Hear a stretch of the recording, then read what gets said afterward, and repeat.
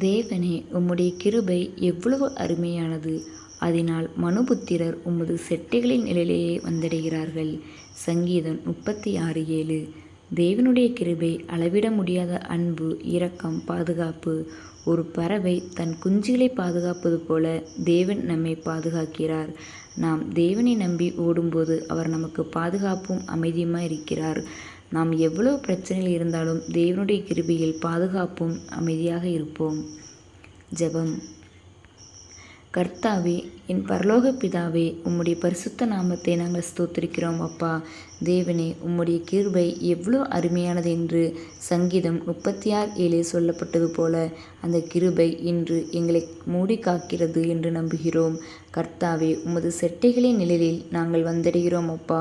இந்த உலகத்தில் உள்ள பயம், கவலை, துன்பம் எல்லாவற்றிலும் எங்களை பாதுகாத்தருளும் ஆண்டவரே. எங்கள் மனதில் இருக்கும் குழப்பங்களை நீக்கி உமது சமாதானத்தால் எங்களை நிரப்பும் ஆண்டவரே. எங்கள் வாழ்க்கையில் நாங்கள் சந்திக்கும் ஒவ்வொரு பிரச்சனையிலும் நீர் எங்களுடன் இருக்கிறீர் என்று நினைவுபடுத்துங்களப்பா. கர்த்தாவே, நாங்கள் பலவீனமாக இருக்கிற நேரங்களில் உம்முடைய பலத்தால் எங்களை நிலைநிறுத்தும். நாங்கள் தவறுகிற இடங்களில் எங்களை மன்னித்து உம்முடைய வழியில் நடத்தும் அப்பா. எங்கள் குடும்பத்தையும் எங்கள் அன்பானவர்களையும் உமது செட்டைகளின் நிலையில் பாதுகாத்தருளும். எங்களுடைய தேவைகள் அனைத்தையும் உமது கிருபையினால் நிறைவேற்றும்.